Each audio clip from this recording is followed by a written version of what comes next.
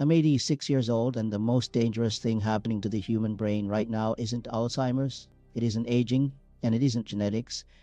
It's the systematic starvation of the most metabolically expensive organ in your body, fed with the wrong fuel for decades until it quietly begins to fail. I've watched people my age lose themselves. I've watched brilliant minds go foggy in their 60s. I've watched men and women younger than me forget words, forget names, forget who they were. And I've spent the better part of my adult life obsessing over one question. Why does it happen to them and not to others? What separates the minds that stay sharp into old age from the ones that don't? The answer isn't what the supplement industry wants you to believe. It isn't a pill. It isn't a special extract in a bottle with a picture of a brain on it. It's food, specific, real ancient food, eaten consistently, week after week, decade after decade. The brain doesn't respond to heroic gestures. It responds to patterns. The patterns I'm going to talk about today aren't things I stumbled upon. They're things that the research has been pointing to for 50 years, while the mainstream kept chasing the next pharmaceutical miracle. Let's start with what most people think they understand about brain health. Most people think the brain needs glucose, and that's true. But the understanding stops there at the surface, and that's exactly where the confusion begins. Because what most people don't realize is that the brain is not simply running on glucose the way a car runs on gasoline.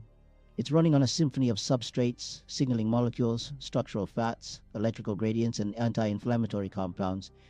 And when even one of those systems starts to degrade, cognition starts to slip. Not dramatically at first, subtly. A little more forgetfulness, a little slower recall, a little more mental fatigue by the afternoon. People call it aging, I call it deficiency. The first food I want to talk about is fatty fish. Well, not because you haven't heard it before, but because you haven't heard what's actually happening when you eat it. When you consume wild salmon, sardines, mackerel, you're delivering DHA directly to the brain. And here's what most people miss. DHA isn't just a nutrient for the brain, it is the brain. Approximately 60% of the dry weight of the human brain is fat, and the dominant fat in the neuronal membrane, the actual wall of every brain cell, is DHA. When DHA levels are adequate, neuronal membranes are fluid, flexible, and electrically efficient. Signals travel fast. Synaptic connections form easily. Memories consolidate properly during sleep. When DHA levels are low, and in the modern Western diet they are chronically, catastrophically low, neuronal membranes become rigid, signals slow, information increases, the architecture of thought itself becomes compromised. But it goes even deeper than that. DHA doesn't just build the membrane, it governs how receptors are embedded within it. BDNF, brain-derived neurotrophic factor, the molecule that drives neuroplasticity, the growth of new neural connections, is directly regulated by DHA availability. Without enough DHA, the brain loses its ability to rewire itself. And a brain that cannot rewire is a brain that cannot learn, cannot adapt, cannot recover from stress. I ate fatty fish at least twice a week for 60 years. Not because someone told me to, because I read the biology and I followed where it led. Now let's talk about something that most people overlook entirely. Eggs. Not egg whites, eggs. Whole eggs with the yolk. The demonization of egg yolks in the latter half of the 20th century was one of the most consequential nutritional mistakes of modern medicine, and the brain paid the price. Because the yolk contains choline, and choline is the precursor to acetylcholine, the primary neurotransmitter of memory, attention, and learning. Every time you retrieve a memory, every time you hold a thought in working memory, every time you focus your attention, acetylcholine is being consumed. It has to be replenished. And the dietary source of that replenishment is choline. Studies have shown repeatedly that higher choline intake is associated with better cognitive performance, better verbal and visual memory, and lower rates of dementia. But most people don't get enough. The average person eating a low-egg, processed food diet is running a choline deficit, slowly depleting the chemical infrastructure of their own memory system. I ate eggs multiple times a week, every week for decades. The yolk, always the yolk. Let me take you deeper into something that almost no one talks about in this context, the gut. When people think about brain food, they think about nutrients going directly to the brain. They don't think about the microbiome, and that's the missing layer in most conversations about cognitive aging. The gut and the brain are in constant bidirectional communication through what's called the gut-brain axis.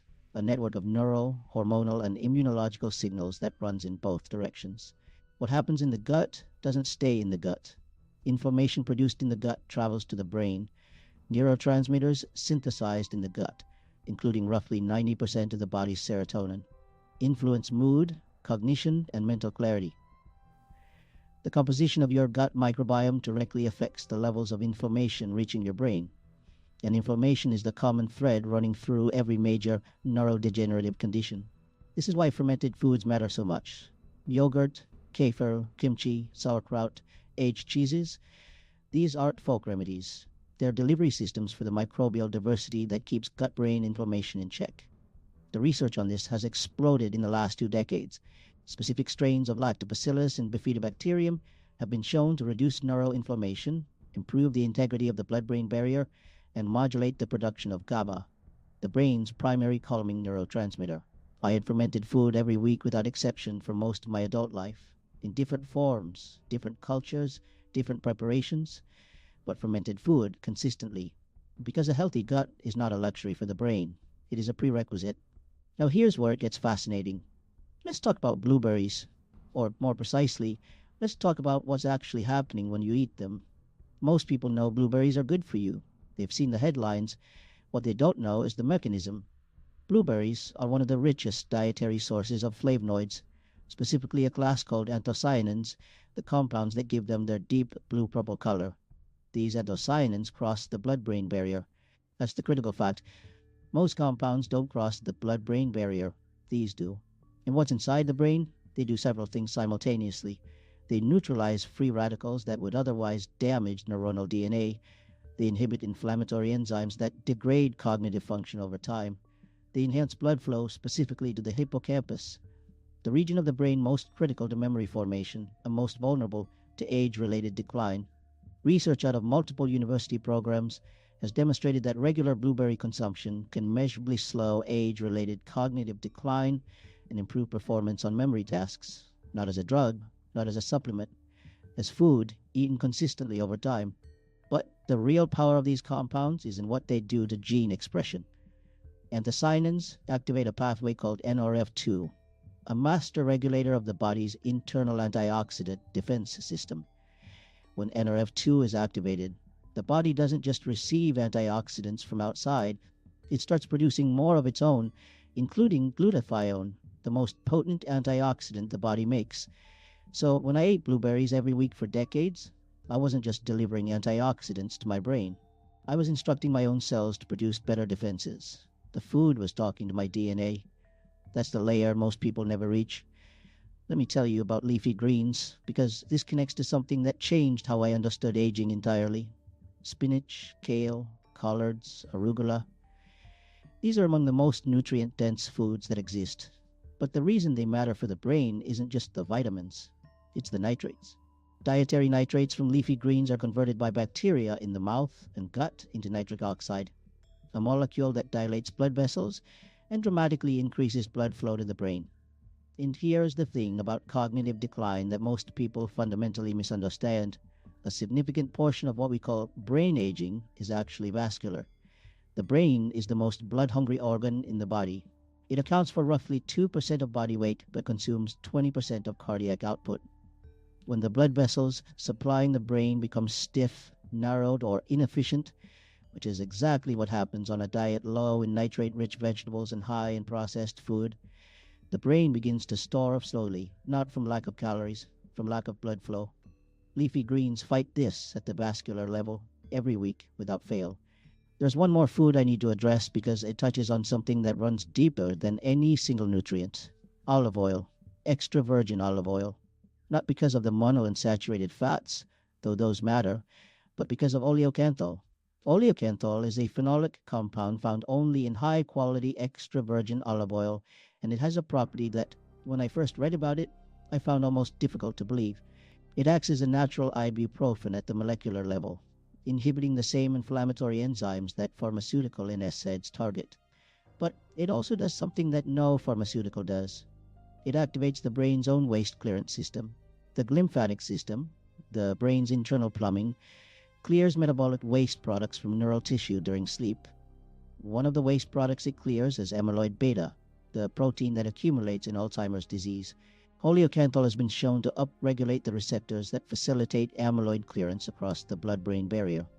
This is a food compound actively helping the brain clean itself. I put olive oil on almost everything I ate, not because I was following a Mediterranean diet protocol, because I understood what it was doing at the cellular level. And now let me tell you what ties all of this together, because there is a deeper principle underneath everything I have described. The brain is not simply receiving these nutrients passively. The brain is an organ that responds to input. Every meal you eat is a signal, not just fuel, a signal. A message to your cells about the environment they're living in, about whether resources are abundant or scarce, about whether inflammation needs to be upregulated or downregulated, about whether growth factors should be produced or withheld. Fatty fish tells the brain that DHA is available so membranes can be built properly. Eggs tell the brain that acetylcholine precursors are available so memory circuits can fire efficiently. Fermented foods tell the gut-brain axis that microbial diversity is being maintained so the inflammatory baseline stays low. Blueberries tell the NRF2 pathway to activate internal defenses. Leafy greens tell the vascular system to stay open and supple. Olive oil tells the lymphatic system to keep clearing waste. What most people do is treat food as either pleasure or fuel. The people who keep their minds sharp into their 80s and 90s treat food as information. They understand that the brain is listening to every meal, integrating that signal into its long-term operating parameters, adjusting its architecture accordingly. Not in response to one meal, in response to patterns, to decades of consistent signaling. That is the real secret. Not any single food.